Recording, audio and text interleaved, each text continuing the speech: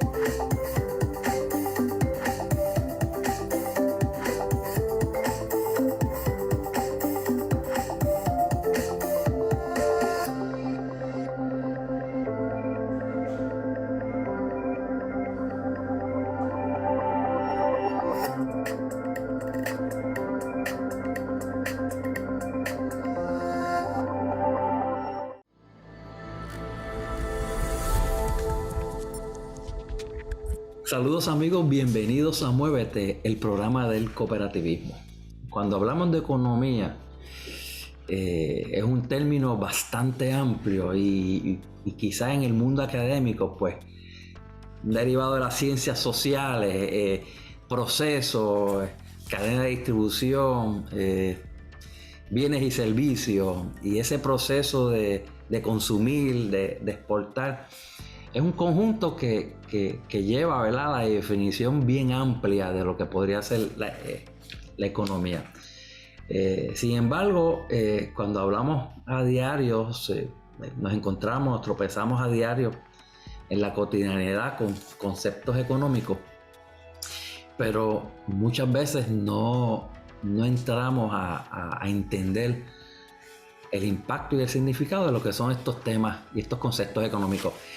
Y me parece que tenemos una gran oportunidad de conversar hoy y presentar en nuestro programa Muévete a una persona que domina estos temas, ya sea desde el ámbito de la académica, pero en su formación profesional y en lo que hace día a día, ¿verdad?, como economista, como un destacado economista. Y nos acompaña hoy en esta edición Heriberto Martínez Otero. Bienvenido, Heriberto, a Muévete. Saludos, don Rubén, gracias por la bienvenida y la participación en este espacio, y sabes que siempre disponible para conversar con nuestro público y con nuestros cooperativistas sobre los temas relevantes en la economía, tanto de Puerto Rico como internacional y en este caso conceptual.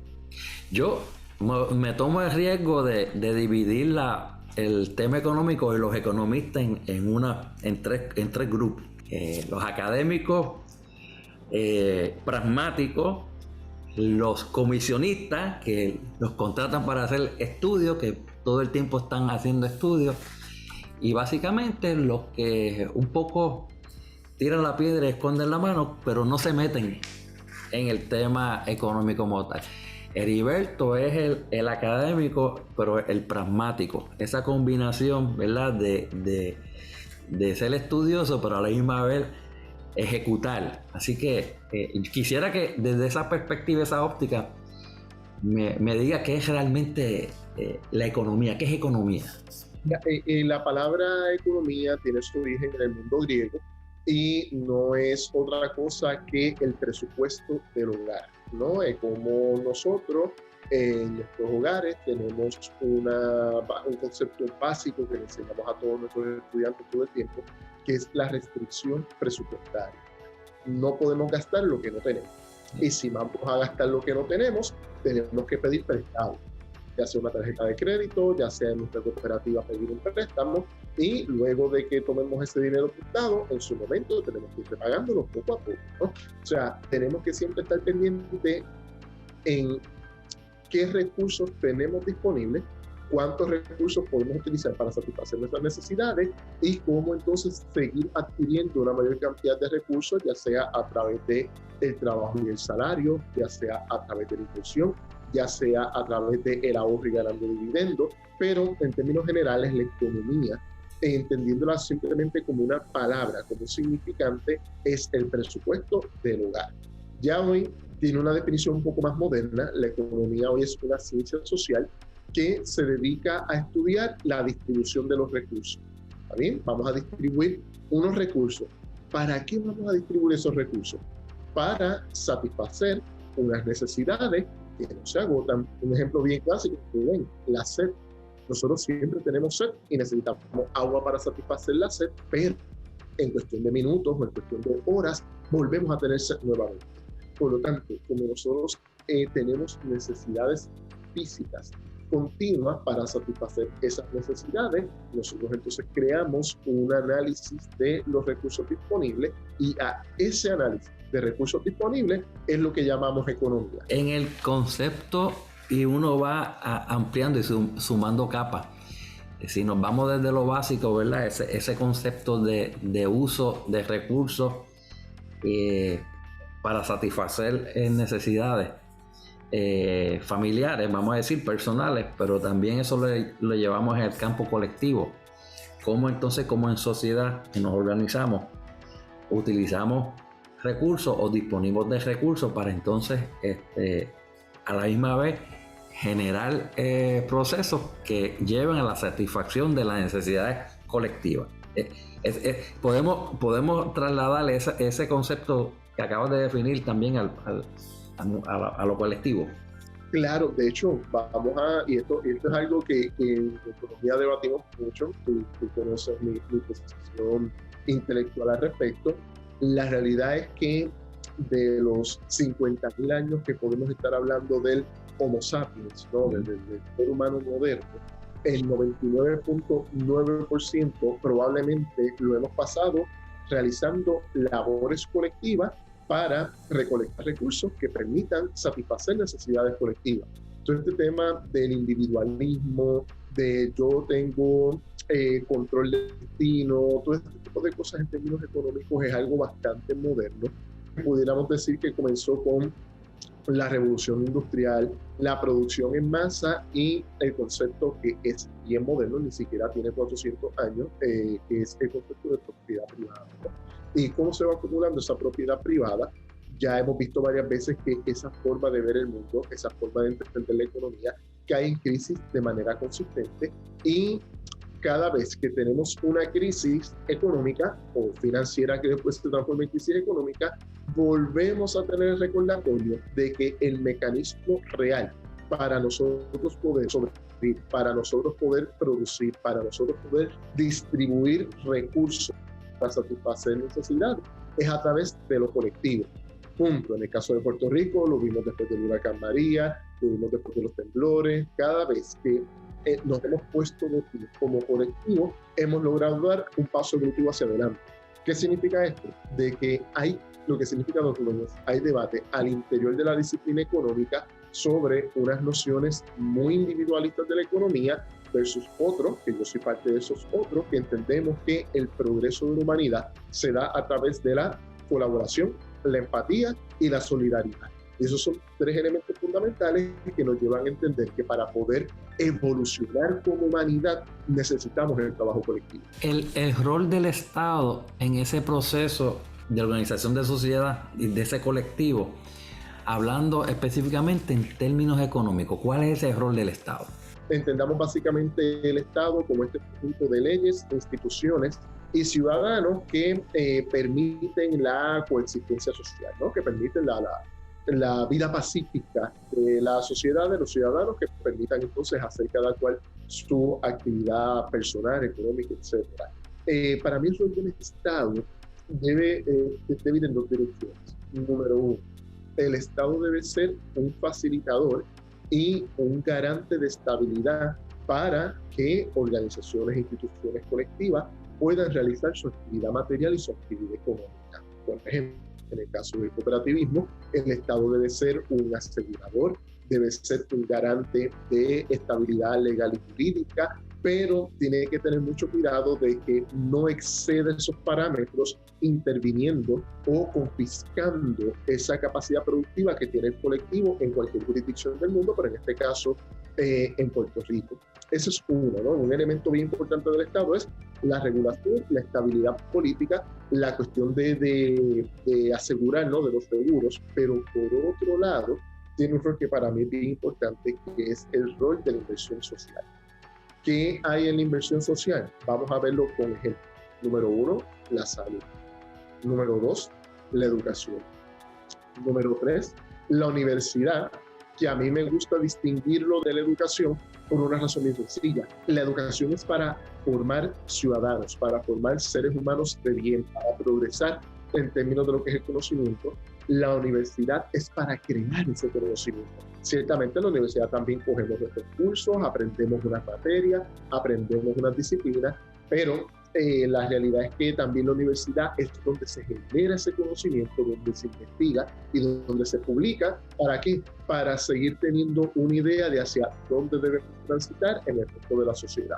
Por lo tanto, el Estado tiene un rol en la salud, en la educación, en la universidad, en la seguridad, en las carreteras, en el agua, en la calidad de los alimentos. O sea, hay dos funciones fundamentales. Número 1, facilitador para la actividad económica, mi preferencia colectiva, y por el otro lado, el estado de bienestar o la inversión social para asegurarnos que, Rubén, todos comencemos en el mismo punto, en el mismo piso común, para de ahí poder seguir creciendo y desarrollándonos económicamente.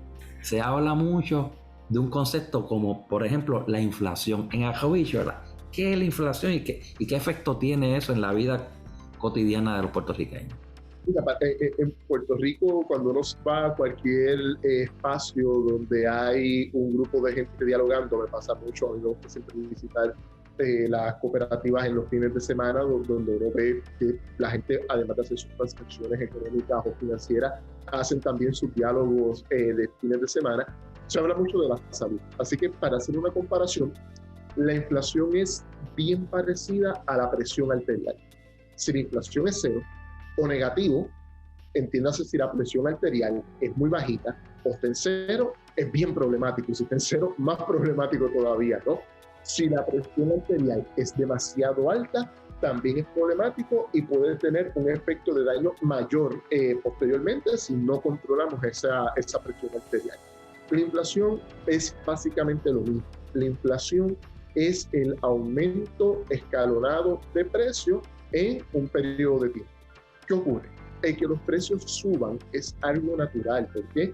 Porque la población aumenta, o porque aumenta la demanda por ciertos productos, porque los costos de producir un bien van a aumentar también y se va ajustando una inflación de acorde a los bienes y servicios que el público esté demandando. Ahora, la inflación es buena para la economía siempre y cuando esté controlada y sea una inflación que responda literalmente a la actividad económica de una jurisdicción. ¿Qué ocurre? ¿Cuál ha sido el tema en todos estos días? Que Puerto Rico es un país que importa, en términos de importar, no de importancia, que importa muchos de los bienes que consume. Entonces, ¿qué ocurre? Estos bienes hoy en día se producen en el sudeste asiático, muchos de ellos se producen en China, y como sabemos, hoy, mientras tenemos esta conversación, Shanghái, una de las ciudades más importantes para la economía global y obviamente para la economía de la República Popular China, está detenida por la situación del COVID. Por lo tanto, tenemos un problema de producción en origen. Tenemos un problema en la cadena de distribución de cómo esos productos pasan todo el Pacífico, llegan al Canal de Panamá, llegan a Puerto Rico y llegan a las tiendas donde nosotros consumimos. Eso afecta el precio y lo lleva a unos niveles que van por encima del orden económico que nosotros tenemos en Puerto Rico, y eso afecta mucho como resultado de la pandemia. Ahora, ¿cuál es el otro problema? El sistema capitalista en el que vivimos, que es un tema que tenemos que dialogar todo el tiempo y tenemos que evolucionar. En el sistema capitalista en que vivimos, el petróleo y los combustibles fósiles siguen jugando un rol importantísimo. Yo sé que nosotros, el movimiento cooperativista en Puerto Rico, somos de la tendencia de movernos a energías renovables y podemos dar lecciones sobre eso. En ese cooperativo yo me siento sumamente orgulloso de su visión del mundo y de la práctica que tiene para moverse en dirección a las renovables. Pero no toda la humanidad piensa igual que nosotros, los cooperativistas puertorriqueños, y hay un problema de que el petróleo y los combustibles fósiles siguen siendo súper importantes para el proceso de producción capitalista global. ¿Qué ocurre? Tenemos un conflicto militar entre Rusia y Ucrania, dos países sumamente importantes en la exportación de estos combustibles fósiles, pero cuando comienza el conflicto bélico tienen que aguantar la producción de combustibles fósiles. Por desgracia, hay que utilizar entonces los derivados de los combustibles fósiles para mover ejércitos en lugar de para mover universidades, en vez de para mover y sacar gente de la pobreza, pues tenemos que usarlo para un conflicto bélico, lo cual para mí es como decía Luis Ocampo, ¿no? La victoria de un puertorriqueño sobre otro puertorriqueño es la derrota de la patria, ¿no? Pues la victoria de un ser humano sobre otro ser humano por la vía de la guerra para mí es una pérdida terrible. Pues entonces, ¿qué es lo que estamos viendo? Que ese conflicto bélico está teniendo también presión inflacionaria sobre los combustibles fósiles que tienen efecto contagio sobre todos los demás sectores de la economía. Por lo tanto, estamos viviendo un aumento escalonado en la inflación por la vía de la pandemia, por la vía de los carburantes, y ahora también estamos enfrentando una inflación dura en el mercado de alquileres y en el mercado hipotecario debido a unas personas que nos están llegando de fuera de Puerto Rico por virtud de lo que fue Ley 22, hoy Ley 60/2019, que vienen con mucho dinero también a comprar residencias, y la compra de estas residencias se hace por unos precios por encima del poder adquisitivo de los puertorriqueños. Así que tenemos tres componentes bien importantes de la inflación en este momento en Puerto Rico. Hay una complejidad también en el concepto de la inflación. Como muy bien estabas apuntando, al compararlo con la presión arterial, tenemos elementos, multiplicidad de factores que afectan la inflación, y no necesariamente los que estamos experimentando en Puerto Rico son factores atados al nivel de producción nacional. Estamos recibiendo el impacto de la geopolítica, de los problemas que están ocurriendo a nivel global, siendo nosotros una economía eminentemente dependiente, que es porque importamos, ¿verdad? La mayoría de productos y materias primas, pues se crea una presión enorme. A diferencia de que esa inflación no es producto, por ejemplo, de que tengamos un desarrollo económico fuerte, que haya una actividad de mucho consumo y mucha compra y mucha venta, y que esas fuerzas de mercado tiendan a aumentar entonces los precios. Los precios aquí están aumentando por la falta de disponibilidad de productos. Más sencillo, la inflación en Puerto Rico hoy no es el resultado de las dinámicas internas de la economía. Exactamente. De las dinámicas que nos vimos geopolíticas, pandémicas, y sobre la cual sí podríamos tener algún tipo de control relacionado a lo que fue la Ley 22, hoy Ley 60. Eso también pues habría que ver si los electos van a trabajar esta situación, ya sea de cambio de la ley, derogación de la ley, o cómo se va a hacer. Ese tipo de niveles de inflación alto bajo condiciones que no son productos de actividad económica, pudiera alguien catalogarla como un costo a las clases más marginales, o un costo, no le quiero llamarlo un tributo, es como si fuera un impuesto a las clases realmente marginales. Nosotros lo conocemos como la inflación como un impuesto regresivo, eso es lo que tú estás mencionando, que es que un impuesto, una inflación de 15% para el que tiene más dinero, más recursos, más riqueza, aunque le afecta, lo puede sobrellevar mejor que las personas, por ejemplo, que son asalariadas y su poder adquisitivo no se ajusta con la inflación. ¿Qué significa eso? Que un aumento de 15% en el nivel de precio es igual o más o menos el equivalente a una reducción de 15% en el poder adquisitivo de los hogares en Puerto Rico. ¿Dónde lo estamos sintiendo en este momento? Invito al público a que intente echar $25 a su vehículo de motor. Cuando estaba a 75, 80 centavos, hace un año estaba entre 80 y 90. $25 que era un carro 4 puertas, no guagua, ¿no? Un vehículo de motor, no quiero mencionar marcas, ¿no? Pero el que lo motor 4 puertas, $25 podría representar 3 cuartos de tanque.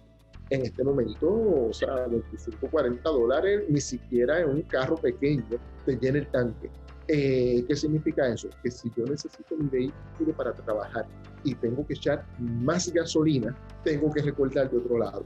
¿De dónde van a recortar las familias trabajadoras en Puerto Rico? De lo que prácticamente no lo hay, esto, de la comida diaria, y eso lo que hace al final es empobrecer a las familias trabajadoras. Eso precisamente era lo que quería, lo acabas de dibujar y de señalar quirúrgicamente. Y quería preguntarte qué medidas, si alguna, tenemos nosotros los puertorriqueños bajo estas circunstancias para lidiar un poco con la inflación, si es que tenemos alguna. Hay diferentes estados de los Estados Unidos y diferentes países que están haciendo ciertas políticas para tratar de enfrentar la inflación. Una de ellas, por ejemplo, es eliminar impuestos a los carburantes o a la gasolina para que los precios, la parte del precio que contiene el impuesto disminuya. El problema es que se está viendo que incluso eso también promueve que la gente se consuma más, y eso vuelve a aumentar los precios nuevamente porque aumenta la demanda y hay escasez de productos. Así que está el bono energético, que eso es buscar cuánto de los recaudos por IBU, por ejemplo, o por crudita, por ejemplo, cuánto es el exceso de recaudo debido a la inflación, y enviar cheques a los hogares para que paguen el alto precio de la luz. Eso, aunque es una medida muy positiva en el corto plazo, también puede poner presión sobre los precios. Ya ahí tenemos por lo menos dos que podemos mirar para intentar por lo menos reducir la presión de los precios sobre los hogares de la familia en el corto plazo, reconociendo que en unos cuantos meses esto se vuelve a ajustar y los precios vuelven a subir. Claro. Así que tenemos que tener una combinación de esas políticas de corto plazo y otras políticas de largo plazo. Por ejemplo, el cooperativismo en esto es pilar. Si los combustibles están caros, ¿por qué en una isla en el medio del Caribe que hace sol todo el día y en el momento en que estamos hablando de estas conversaciones estamos teniendo récord de calor? Sí. ¿Cómo es posible que no tengamos una industria de energía solar para transicionar de la quema de combustible a la energía solar, que es mucho más barata y mucho más económica? Vamos a tener ejemplos como Casa Pueblo, que lo está haciendo la Junta también. Múltiples cooperativas de ahorro y crédito ya están totalmente energizadas. Así que ya ahí tenemos un mecanismo para enfrentar la inflación que proviene de combustibles fósiles. Tenemos el tema de la pandemia. El problema con la pandemia, que está generando el problema en origen, en sectores productivos y en la cadena de distribución. Antes, por lo menos a mí me educaron, que en una generación que el campo era el atraso, el semestre era el futuro, y todo eso. A mí me educaron bajo eso, ya uno rompe con todo esos paradigmas y uno ya lo ve muy claro. Porque antes yo como economista no podía decirle a los cooperativistas inviertan en la agricultura en Puerto Rico? Porque por ser un terreno muy pequeño, los costos harían que el precio fuera muy alto y no podríamos competir con las importaciones de alimentos. Ahora, ¿qué está pasando hoy? Con el costo de las importaciones de alimentos, sembrar en Puerto Rico se convierte en un imperativo de vida. En el movimiento cooperativo lo tenemos como tenemos la seguridad alimentaria como una de las metas del 2030, ¿no? O sea, nosotros ya lo tenemos pensado y tenemos ya múltiples personas que están trabajando el tema agrícola. Aquí la gran pregunta que tenemos que medir es si en la dirección que estamos tomando nos permite pensar en esa seguridad alimentaria de aquí a 8 años. Pienso que tenemos la base, hay que trabajar mucho en esa dirección, pero son dos medidas, la de energía solar y la de seguridad alimentaria, que si las ponemos en práctica hoy, vamos a poder empezar a ver resultados ya 2025 o 2026, y eso nos va a permitir que las dinámicas económicas internas dependan, por lo menos en la vía energética y en la vía de la alimentación, de la producción local y no de las importaciones. Son dos áreas importantísimas que afectan la vida de todos los puertorriqueños. En el tema energético, pues ciertamente hay un proceso en la Autoridad de Energía Eléctrica y la compañía privatizadora, ¿verdad? Han estado anunciando mejoras, no en el área energética, no donde uno quisiera que realmente hubiese un desarrollo. Hoy uno se amanece, pues que sí, van a cambiar el poste. Bueno, muy bien. Pero yo todavía no he escuchado de que se animen realmente a decir, mire, esta comunidad vamos a comenzar a un proceso de electrificación que sea a base de energías renovables. En el área de la agricultura, ciertamente el movimiento cooperativo pues está presente, es un imperativo de que, ¿verdad?, haya más participación y añadir modernidad. Realmente hoy día no debemos sentirnos mal de que seamos una isla pequeña, nos debemos sentir bien que una isla pequeña, con las nuevas técnicas de desarrollo, de producir más eficientemente por espacio, con menos utilización de tierra, tenemos el potencial de producir. Nos despedimos del programa con una nota positiva, y es que realmente hay esperanza, y esto no es un cliché, realmente hay esperanza.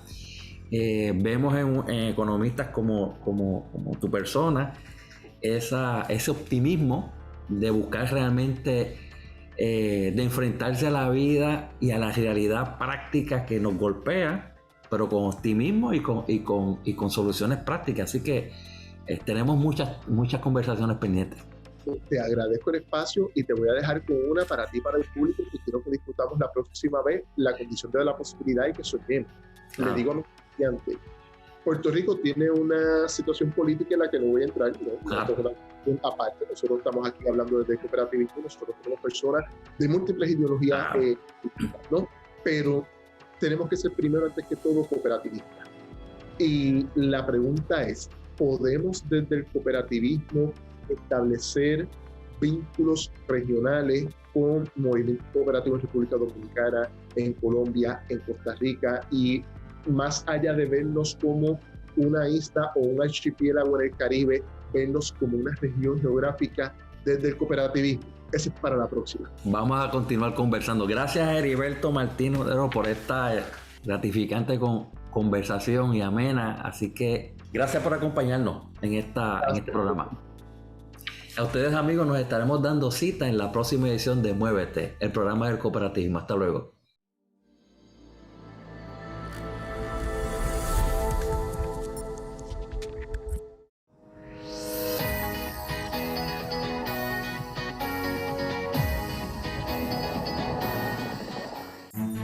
La casa de tus sueños. El techo y protección de los tuyos. La disfrutas en familia, donde se forjan los valores, los cimientos para el futuro. En VegaCoop conocemos la importancia de conseguir tu hogar, tu solución hipotecaria. VegaCoop, de tu lado siempre.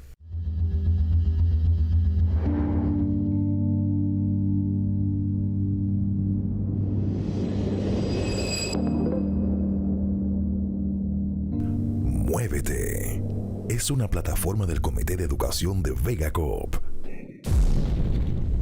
Produce Here and Now para VegaCoop.